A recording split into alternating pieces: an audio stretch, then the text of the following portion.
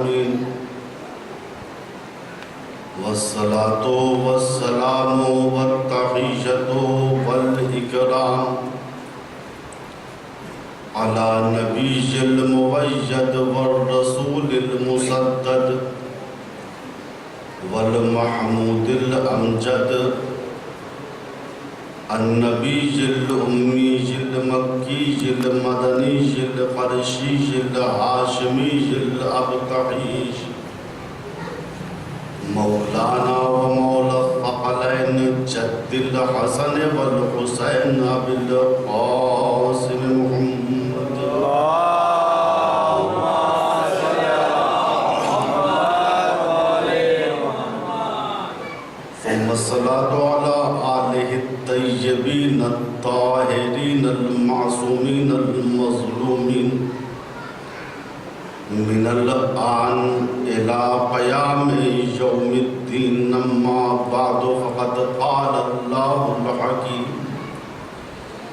بسم الله الرحمن الرحيم الذين يبلغون رسالات الله ويخشونه ولا يخشون أحدا إلا الله وكفى بالله حسيبا. اللهم صل على محمد وآل محمد. سورہ احزاب کی 39ویں آیت کریمہ جس میں پروردگار عالم تعریف کر رہا ہے، مدح کر رہا ہے ان لوگوں کی جو اللہ کے پیغام کو، اللہ کی رسالت کو دوسروں تک پہنچاتے ہیں اور اپنے دل میں خوف خدا رکھتے ہیں اور وہ اللہ کے علاوہ کسی سے ڈرتے ہی نہیں ہیں. تو خدا نے کہا کہ ان لوگوں کے حساب کے لیے اللہ کافی، ان کا اجر اللہ کے اوپر ہے.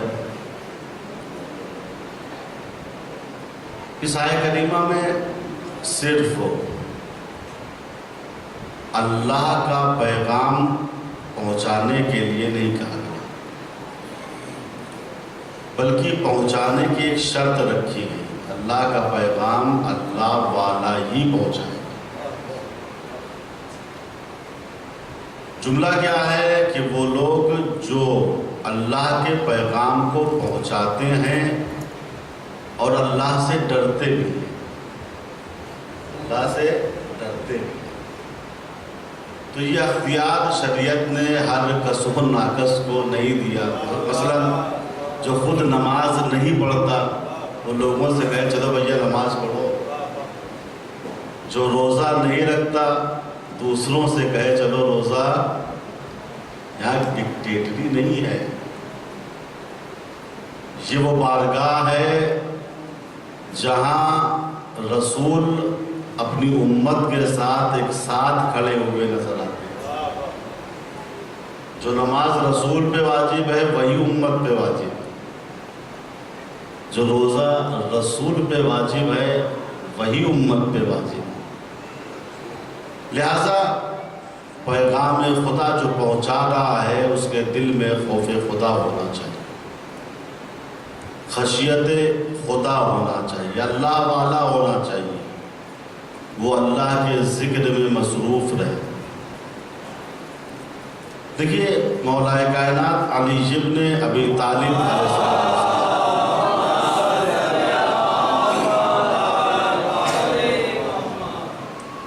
اپنے نورانی بیان میں متقین کی پہچان بیان کرتے ہیں. متقی ہے کون؟ دعویٰ تو سب کو ہوتا ہے نا. تھوڑا سا 2-4 دن مسجد چلے گئے، ٹوپی لگا لی، جھک کے سلام کرنے لگے، سمجھے کہ ہم ہی سب سے بڑے متقی بن گئے. ہے کون متقی؟ کیا متقی بننے کے لیے ٹوپی ضروری ہے؟ جھک کے سلام کرنا ضروری ہے؟ حمام نامی ایک متقی و پرہیزگار شخص تھا، مولا کا صحابی۔ اس نے ایک دن کہا یا علی متقین کی صفت بیان کر دیجیے۔ مولا نے 2-4 لفظوں میں متقین کی صفت بیان فرمائی۔ حمام نے کہا نہیں مولا اور بیان کیجیے۔ مولا نے کہا حمام مصلحت نہیں ہے، تم برداشت نہیں کر پاؤ۔ کہا مولا کاش کسی متقین کے موضوع پہ ایک خطبہ ہو جاتا ہے، ایک تقریر ہو جاتی ہے۔ ہوتا ہے مولانا سے فرمائشیں کی جاتی ہیں، مولانا اس موضوع پہ پہلے ایک آدمی کہتا ہے، پھر 2-4 آدمی کہنے لگتے ہیں۔ مولانا سمجھتے ہیں شاید اب مصلحت یہی ہے کہ اس موضوع پہ گفتگو کی جائے، لوگ تشنا۔ حمام نے ضد کی، لوگوں نے بھی کہا، مولا منبر پہ گئے، نتیجہ وہی ہوا جس کی طرف مولا نے اشارہ کیا تھا۔ حمام برداشت نہیں کر پاؤ۔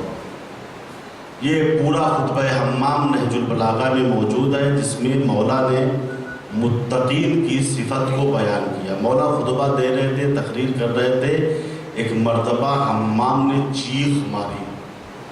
مولا متقین اسے کہتے ہیں، متقین میں یہ صفتیں ہوتی ہیں۔ چیخ مار کے وہی مسجد میں گرے اور بارگاہ خدا میں چلے گئے۔ یہ ہے خطبہ حمام، اور اسی کا ایک جملہ اس خطبے کا ہے جو مولا نے فرمایا تھا۔ حمام تم پوچھنا چاہتے ہو متقین کسے کہتے ہیں اور متقی ہے کون، تو سنو۔ وَحَمُّهُ الذِّكْرُ، متقی جب صبح سویرے اٹھتا ہے تو اس کا سارا ہم و غم ذکر الہی ہوتا ہے۔ یہ معمولی جملہ نہیں ہے، غور کیجئے گا، ہر آدمی غور کرے۔ ہم جب صبح اٹھتے ہیں تو ہمارے دماغ میں کیا ہوتا ہے؟ ہمیں ڈیوٹی جانا ہے، ہم کو دیر نہ ہو جائے، فلاں کے اوپر اتنے پیسے باقی ہیں، اس نے آج کی ڈیٹ دی ہے، کہیں ایسا نہ ہو پیسہ نہ دے۔ اللہ کے علاوہ 1000 خیالات ہمارے دل و دماغ میں ہوتے ہیں۔ مولا نے کہا نہیں، متقی جب صبح سویرے اٹھتا ہے تو اس کا سارا ہم و غم ذکر الہی ہوتا ہے۔ نماز قضا تو نہیں ہوئی، ایسا تو نہیں نماز کے بعد جو وظیفہ پڑھتے ہیں اس کا وقت نکل جائے۔ تو متقی کی شان مولا نے بیان کی۔ ہمہ ذکر، جب صبح سویرے وہ اٹھتا ہے تو یہ نہیں سوچتا کیا کھائیں گے کیا پیئیں گے، چائے گرم ملے گی یا ٹھنڈی ملے گی، نہیں، رازق وہ ہے، دینے والا وہ ہے۔ تم اس کا ذکر کرو، اس کی یاد کرو، وہ ساری چیزیں تمہارے لیے فراہم کر دے گا۔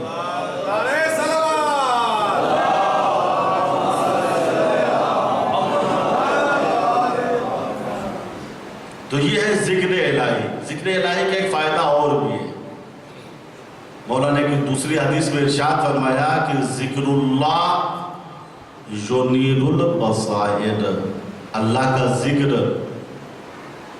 بصیرتوں کو روشنی دیتا ہے۔ ہمارے اندر 2 چیز ہے، ایک جسم ہے ایک روح ہے، ایک مادہ ہے ایک عالم معنی ہے۔ جسم کی روشنی کے لیے بلب ہے، مرکریاں لگی رہتی ہے، اور اس میں بھی کیا ہوتا ہے، ہم جتنی روشنی چاہتے ہیں اپنے اعتبار سے کرتے ہیں۔ کبھی بڑے سے حال میں ایک بلب ٹمٹماتا رہتا ہے، روشنی رہتی ہے لیکن کم رہتی ہے۔ کبھی 2 بلب ہو گئے، کبھی 10 بلب لگا دیے گئے، کبھی مرکریاں لگا دی گئی۔ تو اس کے ذریعے سے حتیٰ اگر ایک سوئی بھی پڑی ہوئی ہے تو آدمی دیکھ لیتا ہے، لیکن جب بلب کی روشنی رہتی ہے بڑے سے حال میں آدمی کام چلا لیتا ہے۔ کبھی کانٹا جو ہے پیر میں چبھ جاتا ہے، کبھی شیشہ لگ جاتا ہے، کبھی سوئی چبھ جاتی ہے۔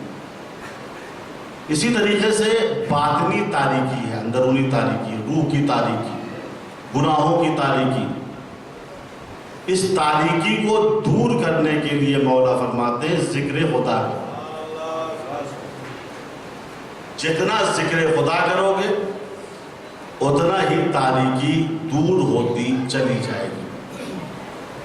سورہ جمعہ میں ارشاد ہو رہا ہے، لیکن ایسا ہوتا ہے ہم جمعے کے شوقین ہوتے ہیں، میرا واجب کفائی ہے جمعے کے دن جو ہے آپ کو اختیار ہے، چاہے جمعہ پڑھیں اور چاہے نماز ظہر پڑھیں۔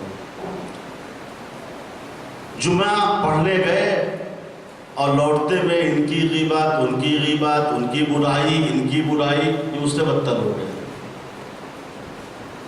قرآن نے کیا کہا؟ فَإِذَا قُضِيَتِ الصَّلَاةُ فَانتَشِرُوا فِي الْأَرْضِ، دیکھو جب نماز جمعہ تمام ہو جائے تو زمین پہ منتشر ہو جاؤ، یعنی کوئی ادھر جا رہا ہے، کوئی ادھر جا رہا ہے، کوئی اپنے گھر جا رہا ہے، کوئی دفتر جا رہا ہے، فَانتَشِرُوا فِي الْأَرْضِ، پھر وَابْتَغُوا مِن فَضْلِ اللَّهِ، اور اللہ کے فضل کو تلاش، پہلے عبادت اس کے بعد روزی، اللہ کے فضل کو تلاش کرو، پھر غیبت کرو، جھوٹ بولے، وَاذْكُرُوا اللَّهَ كَثِيرًا، پھر کثرت کے ساتھ اللہ کا ذکر کرو، نتیجہ کا لعلکم تفلحون، تاکہ جمعے کا صحیح پرافٹ تم کو مل جائے، تم نجات پا جاؤ۔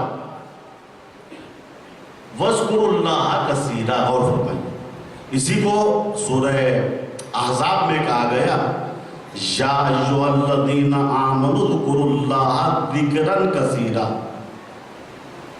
اے اللہ والو، ایمان والو، اللہ کا ذکر کرو، بس تھوڑا سا کر، یعنی ذکرا کثیرا، جیسے ایک بلب سے روشنی ہو سکتی ہے یار، یہ بہت سے بلب لگاؤ، اگر چیٹی بھی چل رہی ہے تو اس کو دیکھ، ایسے ہی ہم نے ایک مرتبہ ذکر کیا، تھوڑی سی روشنی پیدا ہو، پھر ذکر کیا اور روشنی، پھر ذکر کیا اور روشنی، یہاں تک کہ جب ذکر کثیر کر لیا تو ہماری پوری روح نورانی ہو جائے۔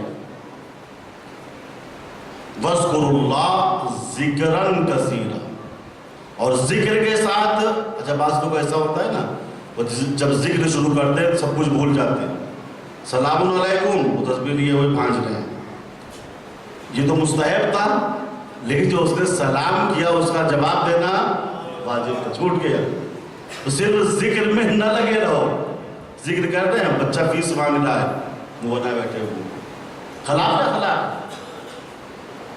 بچے کا نفقہ آپ کے اوپر واجب ہے، بد اخلاقی سے پیش مت آئیے، ہم ذکر خدا کر رہے ہیں، نہیں، پہلے وہ، اس کے بعد یہ، اسی لیے اللہ نے کہا کہ ذکر کے ساتھ فکر ضروری ہے، سوچ ضروری ہے، اسی کو سورہ آل عمران کی آیت نمبر 190 اور 191 میں کہا گیا، اِنَّا فِي خَلْقِ السَّمَاوَاتِ وَالْأَرْضِ وَاخْتِلَافِ اللَّيْلِ وَالنَّهَارِ لَآيَاتٍ لِأُولِي الْأَلْبَابِ، دیکھو زمین و آسمان کی پیدائش میں اور رات و دن کے آنے جانے میں یہ نشانیاں ہیں صاحبان عقل کے لیے، کہ صاحبان عقل کون ہے؟ بہت سے لوگ عقل کل بنتے ہیں، بہت بڑے عقل مند آدمی ہیں، کہا کیا ہوا کیسے، کہا 2 منٹ میں بیوقوف بنا دیتے ہیں، 2 منٹ میں ٹوپی پہنا دیتے ہیں، یہ عقل نہیں، یہ نکرہ ہے، یہ شیطنت ہے۔ قرآن نے عاقل کس کو کہا ہے، سمجھدار کس کو کہا ہے، اِنَّا، دیکھو آسمان و زمین کی پیدائش اور رات و دن کے آنے جانے میں صاحبان عقل کے لیے نشانیاں ہیں، یہ صاحبان عقل ہے کون؟ الذین یذکرون اللہ قیاما وقعودا وعلی جنوبہم ویتفکرون فی خلق السماوات والارض ربنا ما خلقت ھذا باطلا سبحانک فقنا عذاب النار۔ صاحبان عقل وہ ہیں، صاحبان خرد وہ ہیں جو اللہ کا ذکر کرتے ہیں، ایک موقع پر، 2 موقع پر، کہانی الذین یذکرون اللہ قیاما وقعودا، وہ کھڑے رہتے ہیں تب بھی اللہ کا ذکر کرتے رہتے ہیں، بیٹھتے ہیں تب بھی اللہ کا ذکر کرتے رہتے ہیں، اور جب بستر پہ تنہائی میں جا کر پہلو کے بل لیٹتے ہیں تب بھی اللہ کو بھولتے نہیں ہیں۔ بعض لوگ سمجھتے ہیں ذکر بس جب مسجد میں رہے، لوگوں کے سامنے رہے، ذکر الہی کرتے رہو، لیکن جب اکیلے میں گئے تو اللہ کو بھول گئے۔ قرآن نے کہا نہیں، صاحبان عقل وہ ہیں جب کھڑے رہتے ہیں تو تب بھی اللہ کا ذکر، بیٹھتے ہیں تب بھی اللہ کا ذکر، بستروں پہ لیٹتے ہیں پہلو کے بل تب بھی اللہ کا ذکر، و صرف ذکر نہیں کرتے بلکہ یتفکرون فی خلق السماوات والارض، یہ آسمان و زمین کی خلقت کے بارے میں فکر کرتے ہیں، سوچتے ہیں اور کہتے ہیں پالنے والے ما خلقتا ھذا باطلا، اس کو تو نے بیکار پیدا نہیں کیا میرے پروردگار، نہ تو نے زمین کو بیکار پیدا کیا ہے، نہ تو نے آسمان کو بیکار پیدا کیا ہے، سبحانک پاک و پاکیزہ ہے تیری ذات، فقنا عذاب النار، میرے پروردگار ہم کو عذاب سے بچائے رکھنا۔ تو عزیزو، اصلی متقی وہ ہے، اصلی پرہیزگار وہ ہے جو ذکر کے ساتھ فکر بھی کرتا ہے۔ جس طریقے سے ذکر کے ساتھ فکر ضروری ہے، سوچ ضروری ہے، اسی طریقے سے فکر کے ساتھ ذکر ضروری ہے۔ کچھ ایسے ہیں کہ ذکر کرتے ہیں فکر نہیں کرتے، کچھ ایسے ہیں جو فکر کرتے ہیں ذکر نہیں کرتے۔ عزیزو، دونوں ضروری ہے، ذکر بھی ضروری ہے، فکر بھی ضروری ہے، چونکہ ذکر بغیر فکر کے ہوگا تو انسان شیطان بن جائے گا۔ شیطان نے 6000 سال اللہ کا ذکر کیا تھا لیکن فکر نہیں کیا کہ اللہ کی بات کو ماننا چاہیے۔ انسان فقط فکر کرے گا، ذکر چھوڑ دے گا تو کافر بن جائے گا، کمیونسٹ بن جائے گا، چاند پہ چلا جائے گا، سیاروں کی سیر کرے گا لیکن اللہ کو بھول جائے گا۔ لہٰذا ذکر بھی ضروری ہے، فکر بھی ضروری ہے، ذکر کے ساتھ فکر ضروری ہے، فکر کے ساتھ ذکر ضروری ہے۔ اسی کو ڈاکٹر اقبال نے کہا ہے، کافر کی یہ پہچان کی آفاق میں گم ہے، کافر کی یہ پہچان کی آفاق میں گم ہے، مومن کی یہ پہچان کی گم اس میں ہے آفاق۔ صلوات پڑھے بر محمد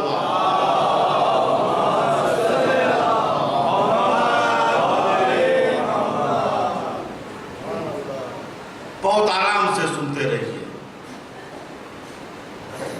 ذکر فکر دونوں ساتھ ساتھ ہونا چاہیے۔ ایک اور صلوات پڑھ محمد۔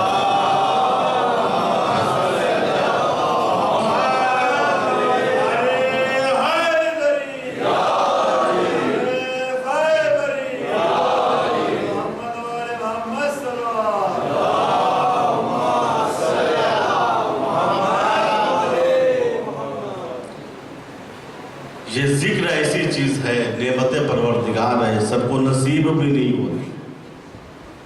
اس کی توفیق جس کو ہو جائے وہ شکر پروردگار کر، چونکہ دنیا میں کسی چیز سے آرام نہیں ملے گا۔ اچھی سے اچھی گاڑی لے لیجئے، آرام نہیں ہے۔ بہترین محل کی تعمیر کر لیجئے، آرام و سکون نہیں ہے۔ بڑے سے بڑے آدمی سے دوستی کر لیجئے، آرام و سکون میسر نہیں ہے۔ آرام و سکون ملے گا کہاں سے؟ اس کو قرآن نے سورہ رات کی 28ویں آیت کریمہ میں کہا، الا بذکر اللہ تطمئن القلوب۔ یاد رکھنا، اگر اطمینان چاہیے، سکون چاہیے تو سکون ذکر خدا سے ملے گا۔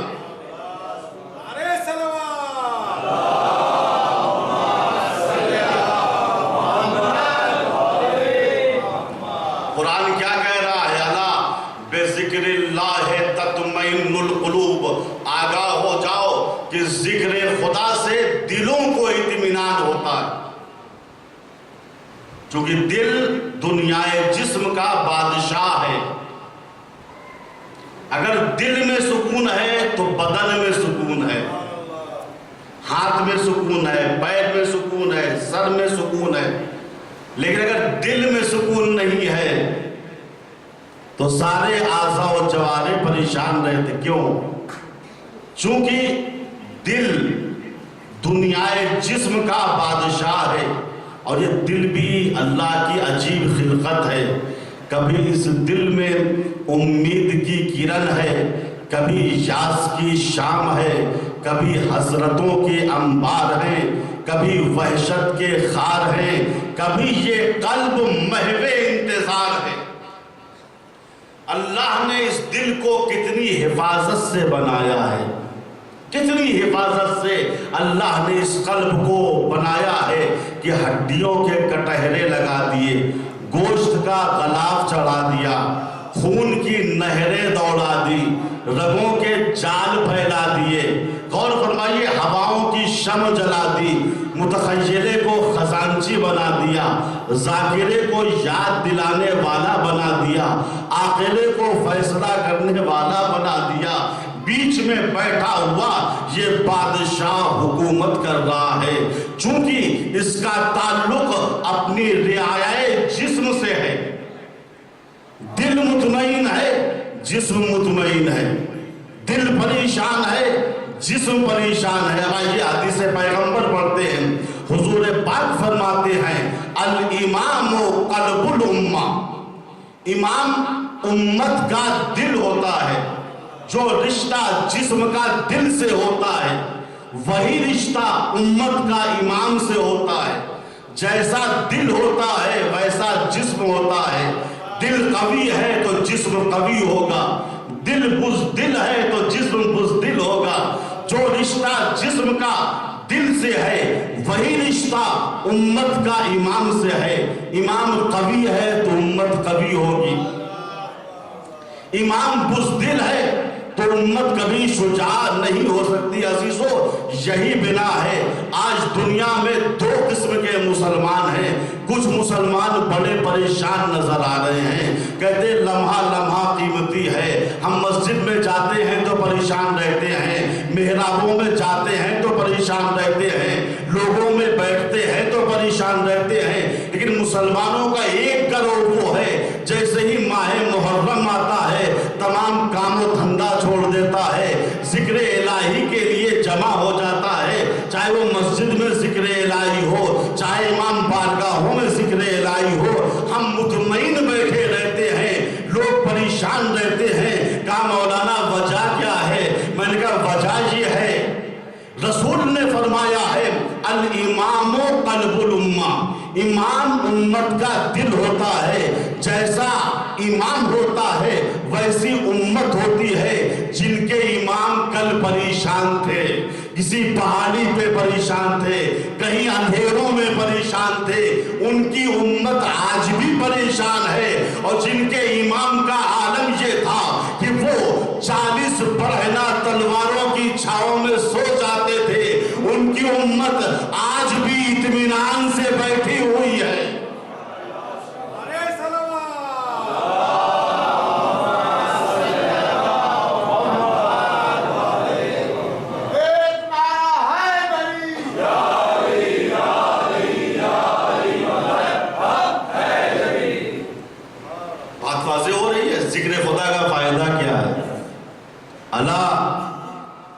بذکر اللہ تطمئن القلوب، آگاہ ہو جاؤ کہ ذکر خدا سے دلوں کو آرام ملتا۔ اب ذکر الہی ہے کیا؟ فقط سبحان اللہ کہتے رہیں، الحمدللہ کہتے رہیں، لا الہ الا اللہ کہتے رہیں، ذکر ہے کیا؟ لیکن ذکر کا دائرہ بڑا وسیع ہے، کل انشاءاللہ بیان کریں گے۔ ذکر کا دائرہ بڑا وسیع ہے، ذکر خدا بہت وسیع ہے۔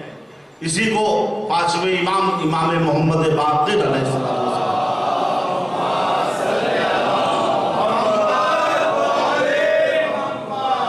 آپ نے اس طریقے سے بیان فرمایا، اِنَّا ذِكْرَنَا مِن ذِكْرِ اللہ۔ یہ بہت عجیب حدیث ہے، شیخ الاسلام کلینی نے اس کو کافی میں نقل کیا۔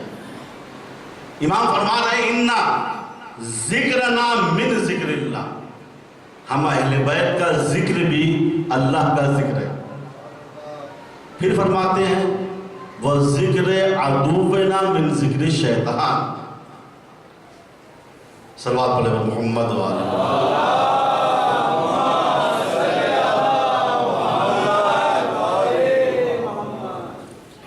آپ فرما رہے ہیں کہ وہ ذکر ہمارے دشمنوں کا ذکر شیطان کا ذکر ہے. دو چیزیں ہو گئی نا. اہل بیت کا ذکر اللہ کا ذکر ہے.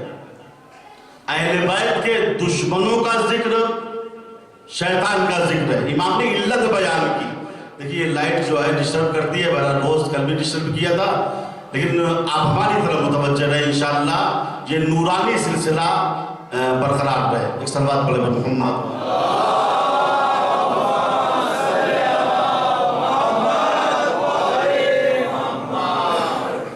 ایک اور صلوات پڑھیں محمد.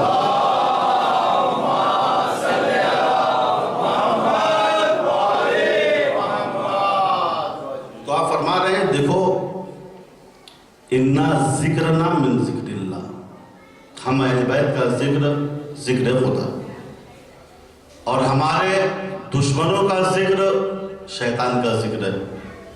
پھر امام نے وجہ بیان کیوں ہمارا ذکر اللہ کا ذکر ہے, کیوں ہمارے دشمنوں کا ذکر شیطان کا ذکر ہے.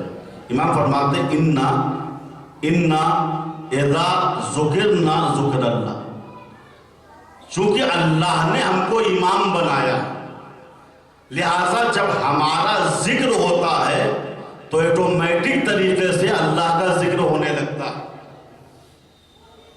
وَإِذَا ذُكِرَ عَدُوُّنَا يَعْدُوُّنَا ذُكِرَ الشَّيْطَانُ, اور جب ہمارے دشمنوں کا ذکر ہوتا ہے تو شیطان کا ذکر ہونے لگتا ہے. بات واضح ہوگی. اہل بیت کا ذکر اللہ کا ذکر ہے. کیوں؟ اہل بیت کو اللہ نے بنایا. اہل بیت کے دشمنوں کا ذکر شیطان کا ذکر ہے. کیوں؟ کہا چونکہ ایسی حکومتیں اور سیاستیں شیطانی تھی جو اہل بیت کے مقابلے میں آئی تھی. بات واضح ہو گئی. اہل بیت کا ذکر اللہ کا ذکر, اہل بیت کے دشمنوں کا ذکر شیطان کا ذکر. تو عزیزو یہ اپنا اپنا مقدر ہے. کسی کو مقدر میں ایسے معصوم امام ملے جن کا ذکر اللہ کا ذکر ہے, اور کسی کی تقدیر میں ایسے لوگ آئے جن کا ذکر شیطان کا ذکر ہے. صلوات پڑھے بر محمد وآلہ.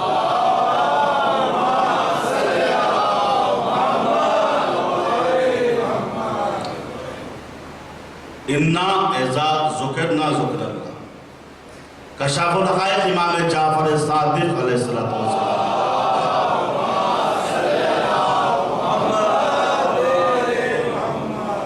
آپ ارشاد فرماتے ہیں وَمَا مِن شَيْءٍ إِلَّا لَهُ حَدٌّ يُنْتَهَى إِلَيْهِ إِلَّا الذِّكْرَ. ہر چیز کی ایک حد ہے. عبادات میں ہر چیز کی حد ہے. روزے کی حد ہے. 1 مہینے کے واجب روزے ہیں. اب ایک دن بھی واجب کی نیت سے رکھیے کا ناجائز حرام, یہ روزہ نہیں بھوک ہڑتال ہے. ہو سکتا ہے گناہ بھی ملے جس چیز کو اللہ نے واجب نہیں کیا. آپ واجب کرنے والے کون ہوتے ہیں؟ حد. نماز کی حد ہے.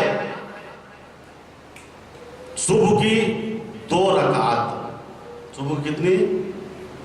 کسی دن اگر موڈ صحیح ہوا میں آج ہم فریش ہے لاؤ 4 پڑھے لیتے ہیں. آج ہم فریش ہیں, موڈ صحیح ہے لاؤ 4 پڑھ لیں. نماز صحیح ہے کا باطل ہو گئی نماز, چونکہ حد ہے اس کی. حد سے تجاوز کیجئے گا آپ کی نماز باطل ہو جائے. ایک صاحب نے جانتے ہیں نا, ولید بن عتبہ ابن ابی معیط, یہ کوفے کا گورنر تھا حاکم سقوم کی طرف سے. اس نے 2 کی 4 پڑھا دی تھی. 2 کی 4 نشے میں تھا. غور کیجیے, ابھی رسول کے وفات کے 25 سال نہیں گزرے تھے کہ شرابی کبابی افراد مصلی پہ آ کے مومنین کو نماز پڑھا رہے تھے. کتنی بڑی جنایت تھی. یہ نشے میں تھے, اس دن اترا نہیں تھا نشہ ان کا. مصلی پہ آئے 4 رکعت بھانج گئے. پبلک جو ہے کوئی کھکارتا رہا, کوئی منہ کرتا رہا, کوئی الحمدللہ کہتا تھا. مولوی صاحب رکے تو, لیکن یہ والے مولوی صاحب رک ہی نہیں رہے تھے. 4 کے بعد کچھ سمجھ میں آیا, پبلک کچھ کہہ رہی ہے, مڑے کیا ہوا؟ کہا جبلا صبح کی 4 رکعت آپ نے پڑھا دی. انہوں نے کہا کیا کم ہے کیا اور پڑھا دیں؟ کہا حضور بس اتنا ہی کافی ہے، اتنا ہی. تو یہ ولید وہ ہے جس کے فاسق ہونے پر قرآن کی آیت موجود ہے. سورہ حجرات اٹھا کے دیکھیے. ان جاکم فاسقن بنبئن فتبینوا. قرآن نے کہا اگر فاسق انسان کوئی خبر لے کے آئے تو مان نہ لو، بلکہ تبینوا، تحقیق کرو اس کی. وہ یہ تھا رسول نے زکوٰۃ کی وصولی کے لیے ولید کو ایک قبیلے کے پاس بھیجا تھا.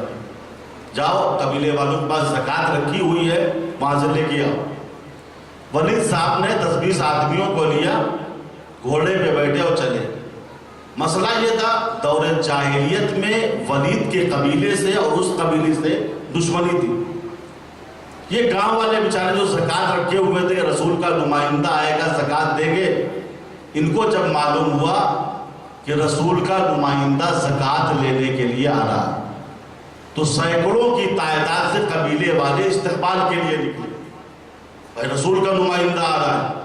اور جب وہ استقبال کے لیے نکلے تو انہوں نے سمجھا ہماری پرانی دشمنی ہے، ان کو معلوم ہو گیا ہے کہ ہم آ رہے ہیں، لہٰذا وہ بھاگے وہاں سے. ہانپتے کانپتے ہوئے رسول کے پاس آئے. یا رسول اللہ، آپ نے زکوٰۃ کی وصولی کے لیے فلاں قبیلے کے پاس بھیجا تھا، وہ تو ہمارے دشمن ہیں، وہ سب تلوار لے کے حملہ کرنے جا رہے تھے. یا رسول اللہ ہم بچ گئے ورنہ مارے جاتے. رسول نے کہا یہ کیا ہوا؟ رسول فکر میں ڈوبے ہوئے تھے. جبریل امین نازل ہو گئے اور آواز دی یا رسول اللہ ان جاکم فاسقن بنبئن فتبینوا. اللہ یہ کہتا ہے اگر فاسق انسان کوئی خبر لے کے آئے تو تحقیق کیجئے. اب جو رسول نے تحقیق کیا تو معلوم ہوا اس نے دھوکہ دیا، ابھی تو جنگ کرا دیتا مسلمانوں کے درمیان. تو قرآن نے فاسق ہونے کی سند اس ولید کو دی. کیا کوفے کے مسلمان قرآن نہیں پڑھتے تھے؟ وہ نہیں جانتے تھے جو ہمارا پیش نماز ہے قرآن نے صحیح طور پر اسے فاسق کہا. کیا کہا ہے؟ لیکن یہ غیرتیں مر چکی تھی. یہی ولید کہتے یہ شراب آخر تک نہیں چھوڑ پایا تھا. مولا کائنات نے ایک مرتبہ اپنے زمانے میں اس کو پکڑ کے 80 کوڑے لگائے تھے. شراب کی سزا جو آدمی کھلے عام شراب پیے اور گواہ 2 عدد قائم ہو جائے تو اسے 80 کوڑے مارنے چاہیے. تو حضرت علی نے اسے 80 کوڑے مارے تھے شراب پینے کے جرم میں. لیکن چونکہ یہ حاکم سبوم کا رضائی بھائی تھا، دودھ پینے والا بھائی، یعنی دونوں نے ایک ماں کا دودھ پیا. چونکہ پارٹی کے اعتبار سے ایک تھے لہٰذا حاکم سبوم نے انہیں کوفے کا گورنر بنا دیا. اور لکھا ہے جب یہ گورنر بن کے اور حاکم کا لیٹر لے کے کوفے پہنچے تو اس وقت سعد ابن ابی وقاص یہ کوفے کا گورنر تھا. عبداللہ ابن مسعود صحابی پیغمبر یہ بیت المال کے خزانچی تھے. ان کو معلوم ہوا کہ گورنر نیا آ رہا ہے. استقبال کے لیے نکلے، دیکھا کہ ولید آ رہا ہے، ہاتھ میں اس کے لیٹر ہے، نامہ ہے، میں گورنر. یہاں پاس سعد ابن وقاص اور عبداللہ ابن مسعود نے ایک بات کہی. چونکہ یہ دونوں لوگ پہلے مدینے میں رہتے تھے، اب کوفے آ گئے تھے. جب کوفے کا گورنر دیکھا کہ ولید کو بنایا گیا، ایک جملہ کا، اے ولید یہ بتاؤ کہ تم عقل مند ہو گئے ہو یا ہم بیوقوف ہو گئے. بہت اہم جملہ ہے، سوچئے گا اسے. تم جو ہمارے اوپر حاکم بن کے آئے ہو، ہم مدینے سے چلے آئے، 2-4 سال کا عرصہ ہو گیا، ان 2-4 سالوں میں تم عقل مند بن گئے ہو یا ہم لوگ بیوقوف ہو گئے. ولید نے ہنس کے کہا نہ میں عقل مند ہوا ہوں نہ تم بیوقوف ہوئے ہو. یہ مسئلہ خلافت کا نہیں، شہنشاہیت کا. بس یہی سے خلافت ختم ہو گئی. خلافت میں اہلیت دیکھی جاتی ہے، صلاحیت دیکھی جاتی ہے، بادشاہت میں رشتہ داری دیکھی جاتی ہے. کیسا فاسق ہے، فاجر ہے، لیکن حکومت کی پوسٹیں، بڑی پوسٹیں غیروں کے پاس نہیں جانی چاہیے. چاہے بیوقوف ہو، عقل مند ہو، اسی کو حاکم بنانا. ولید نے کیا کہا؟ نہ میں عقل مند ہوا ہوں اور نہ تم بیوقوف ہوئے ہو، انما ہوا بالملک، یہ حکومتوں کا معاملہ ہے۔ کہا ٹھیک ہے، اگر حکومتوں کا معاملہ ہے تو یہ حکومت صرف تمہیں کو مبارک ہو۔ دیکھیے بنی امیہ نے پہلی مرتبہ کوفے میں ولید کی زبان سے یہ اعلان کیا کہ خلافت نہیں حکومت۔ رسول نے خلیفہ بنایا تھا، حاکم نہیں بنایا تھا، بادشاہ نہیں بنایا تھا۔ اور جب حکومتیں آتی ہیں تو پھر لوگوں کو پیس کے رکھ دیتی، اپنا پرافٹ دیکھتی، اپنا فائدہ دیکھتی۔ تو عزیزو بات یہاں چل رہی تھی، سلوات پڑھو محمد۔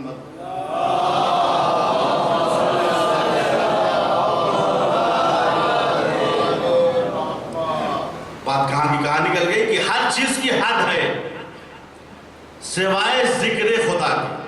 صبح کی 2 رکعت حد ہے، ظہر کی 4 رکعت 5 نہیں پڑھ سکتے حد ہے، عصر کی 4 رکعت حد ہے، مغرب کی 3 رکعت حد ہے، عشاء کی 4 رکعت حد ہے۔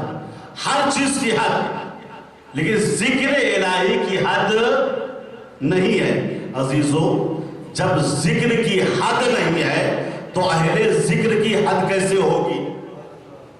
آپ کے اذہان عالیہ منتقل ہو گئے نا، سورہ نحل نے آواز دی فَاسْأَلُوا أَهْلَ الذِّكْرِ إِن كُنتُمْ لَا تَعْلَمُونَ، اگر تم نہیں جانتے تو کس سے پوچھو؟ اہل ذکر سے پوچھو۔ یہ اہل ذکر کون ہے؟ کہا پیغمبر کے اہل بیت ہے۔ عزیزو غور کیجئے، آج ہم سے کہا جاتا ہے کہ بھیا مولانا جہاں سے آتے ہیں اہل بیت کے نئے فضائل پڑھتے ہیں، نئے گوشے نکالتے ہیں۔ صدیاں ہو گئی اہل بیت کے فضائل ختم ہی نہیں ہوتے بھیا۔ جب ذکر لامحدود ہے تو اہل ذکر محدود کیسے ہو سکتے ہیں؟ صلوات پڑھے بر محمد۔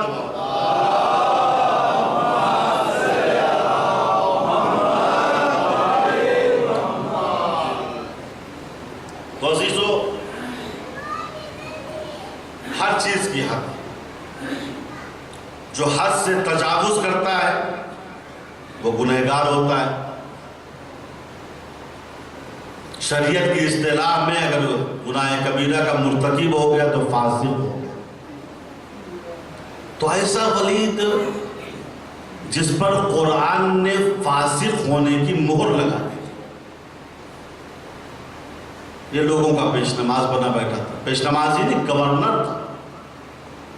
پہلے یہ ہوتا جو حاکم ہوتا تھا وہی نماز پڑھاتا تھا، وہی جمعہ پڑھائے گا وہی جماعت پڑھائے گا۔ مجبوری ہوتی تھی ان کی، رات بھر چاہے پیئے کھائیں جو کچھ کرے، لیکن صبح مسجد میں نظر آئیں گے۔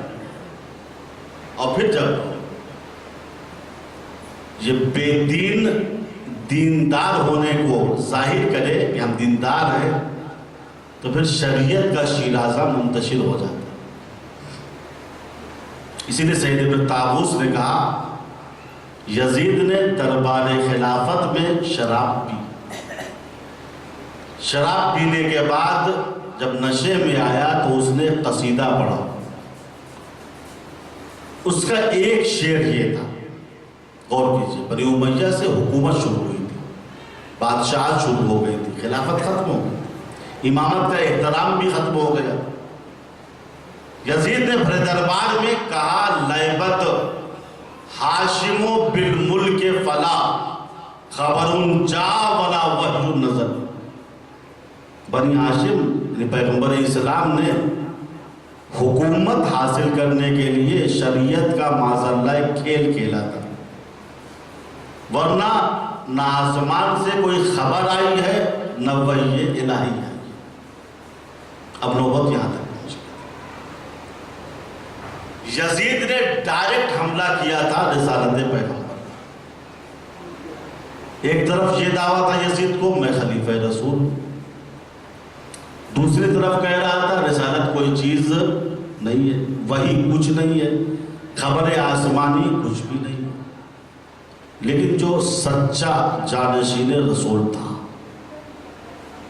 وہ برداشت نہ کر سکا، مدینے سے آواز دی اس نے، یزید ہمارے نانا اللہ کے رسول تھے، وحی آسمانی بھی سچ ہے، خبر آسمانی بھی صحیح ہے۔ رسالت کے تحفظ کے لیے زہرا کے لال نے یہ ارادہ کر لیا، نانا کا وطن چھوٹتا ہے تو چھوٹ جائے، میں نانا کے دین کو بچا کے رہوں گا۔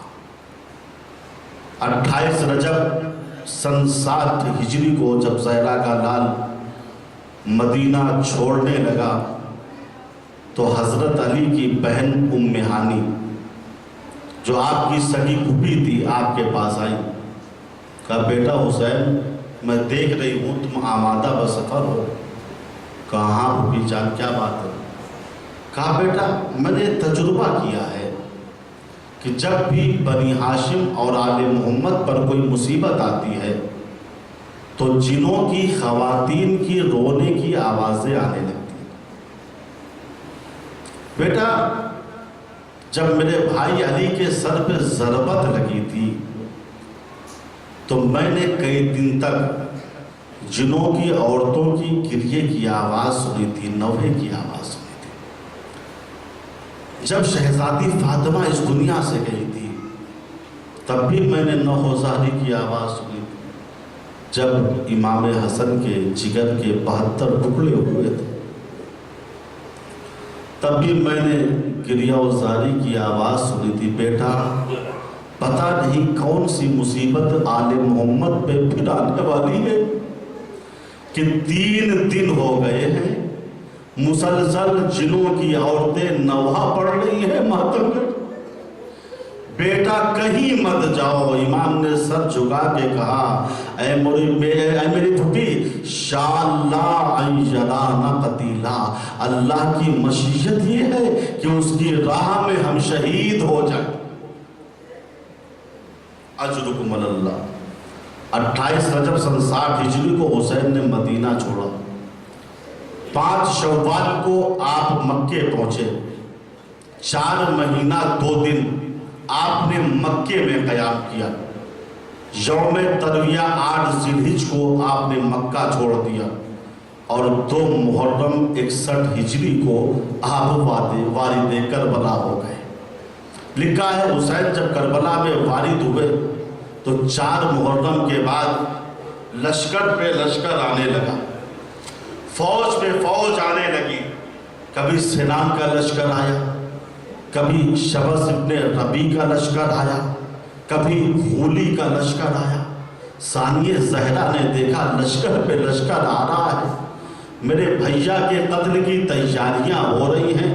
تڑپتی ہوئی حسین کے پاس آئی، بھیا یہ لشکر پہ لشکر آ رہا ہے، فوج پہ فوج آ رہی ہے، کیا کوفے میں آپ کا کوئی چاہنے والا نہیں ہے؟ آپ بھی کسی کو بلا لیجئے۔ امام نے سر جھکایا، بہن کون ہے جو اس غریب الوطن کی مدد کرے گا؟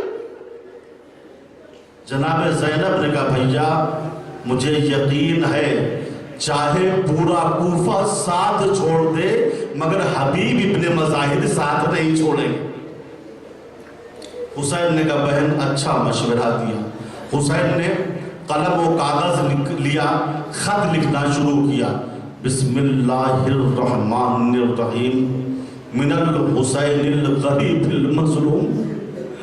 یہ خط حسین غریب مظلوم کی طرف سے ہے، الی رجل فقیہ حبیب ابن مظاہر کے نام۔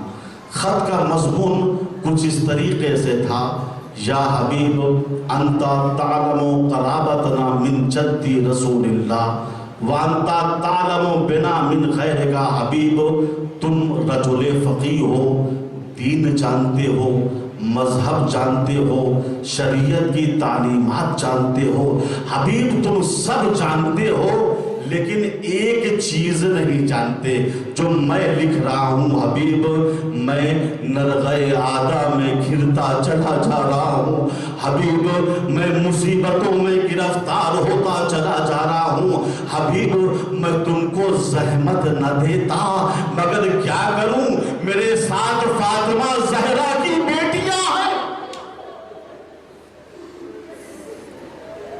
अजरुकुम अलल्लाह। खत लिख के इमाम ने कासिद के हवाले किया। कासिद खत लेके कूफा रवाना हुआ। हबीब अपनी ज़ौजा के साथ खाना तनावुल फरमा रहे हैं। लुक़मा गुलूगीर हुआ। ज़ौजा ने कहा ऐसा लगता है कोई मुसाफिर आने वाला। इतने में तकुल बात हुआ। हबीब ने पूछा मन अलल बाब, दरवाजे पे कौन है? उधर से आवाज आई अना बरीदुल हुसैन, मैं हुसैन का कासिद हूं। जैसे हबीब ने हुसैन का नाम सुना दौड़ते हुए दरवाजे पे आए, खत लिया, बोसा दिया, आंखों से लगाया, पढ़ना शुरू किया। हबीब तुम मेरी कराबत रसूल से जानते हो। हबीब मैं नरग़े आदा में घिरता चला जा रहा हूँ। हबीब मैं मुसीबतों में गिरफ्तार होता चला जा रहा हूँ। हबीब मैं तुम्हें ज़हमत न देता, मगर क्या करूँ मेरे साथ फातिमा ज़हरा की बेटियां हैं।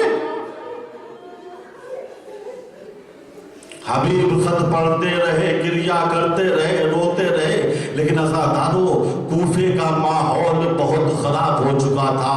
किसी को किसी पे एतबार न था, न ज़ौजा को शौहर पे एतबार था, न शौहर को ज़ौजा पे एतबार था। हबीब ने मसलहतल खत को जेब में रखा, आंसू को पोंछते हुए हबीब आए, दस्तरखान पे बैठ गए। ज़ौजा ने पूछा हबीब किसका खत था? कहा हुसैन का खत था। कहा क्या लिखा है? कहा मदद के लिए करबला बुलाया। कहा हबीब क्या सोच रहे हो? हबीब ने एक नफ्सियाती जुमला कहा, मैं सोचता हूँ मेरे बाद तेरा क्या होगा। इतना सुनना था, एक मतबा मोमिना खड़ी हो गई। हबीब फर्जंदे ज़हरा तुमको मदद के लिए बुला रहा, तुम मेरे बारे में सोच रहे हो। हबीब मुस्कुराने लगे, ऐ मोमिना मैं तो तेरा इम्तिहान ले रहा था। फर्जंदे रसूल मुझे मदद के लिए बुलाए और मैं मदद के लिए न जाऊं। लीजिए आज़ादारो, हबीब ने गुलाम को बुलाया, कहा फुला खराबे में घोड़े को लेकर चल, वही मेरा इंतजार करना। गुलाम खराबे में गया, हबीब का इंतजार करने लगा। उलमा बयान करते हैं हबीब के आने में कुछ देरी हो गई। गुलाम ने देखा घोड़े की आंखों से आंसू टपक रहा है। गुलाम ने रो के कहा ऐ अस्बे बावफा थोड़ी देर रुक जा, अगर मेरा मौला हबीब ना आया तो मैं तेरी पुष्ट पे सवार होके नुसरत इमाम के लिए जाऊं। इतने में हबीब आ गए। हबीब ने गुलाम की बात को सुन लिया। कहा शाबाश गुलाम, तूने हक़ नमक खारी अदा कर दिया। जा मैंने तुझे राह खुदा में आज़ाद कर दिया। लीजिए आज़ादारो, हबीब घोड़े पे सवार हुए, करबला का रुख किया। उधर ज़हरा का लाल कुर्सी पर बैठा हुआ खैमे से बाहर किसी का इंतजार कर रहा है। कूफे की जानिब हुसैन की नजरें उठी हुई हैं। अचानक कूफे की जानिब से गुबार उठा। हुसैन की निगाह गुबार पे पड़ी। आवाज दी भैया पास आगे बढ़ो, अली अकबर आगे बढ़ो, औनो मोहम्मद आगे बढ़ो, कासिम आगे बढ़ो, मेरे बचपन का दोस्त हबीब आ रहा।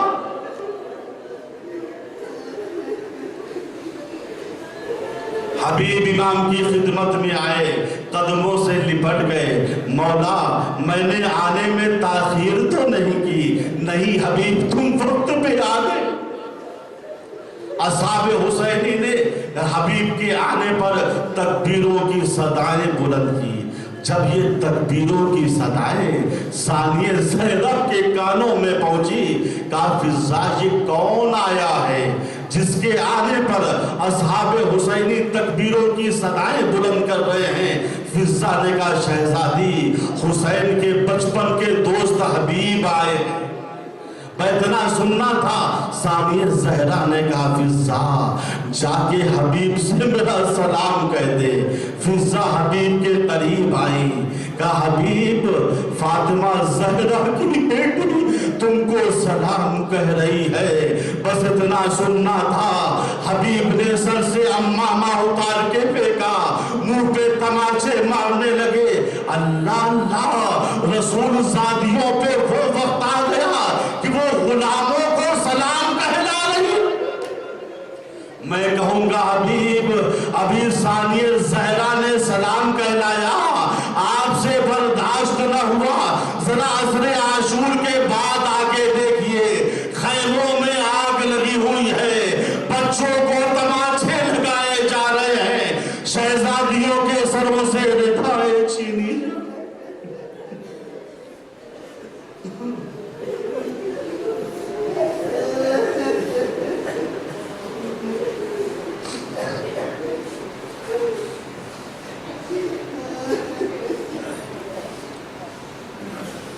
الا لعنۃ اللہ علی القوم الظالمین وسيعلم الذین ظلموا ای منقلب ینقلبون۔ خدایا اس مختصر سی عبادت کو قبول فرما۔ خدایا جو ہم میں پریشان حال ہیں ان کی پریشانیوں کو دور فرما۔ خدایا جو ہم میں مقروض ہیں ان کے قرضوں کو ادا فرما دے۔ خدایا جو ہم میں اسیر ہیں بحق اسیران کربلا، ان سب کو جلد از جلد اسارت سے نجات دے۔ خدایا ہم سب کو ذکر خدا اور فکر خدا کی توفیق عطا فرما۔ خدایا دنیا ظلم و جور سے بھر چکی ہے، ہمارے امام زمانہ کے ذریعے سے ہماری مدد فرما اور ہم سب کو ان کے اعوان و انصار میں قرار دے۔ وآخر دعوانا ان الحمد للہ رب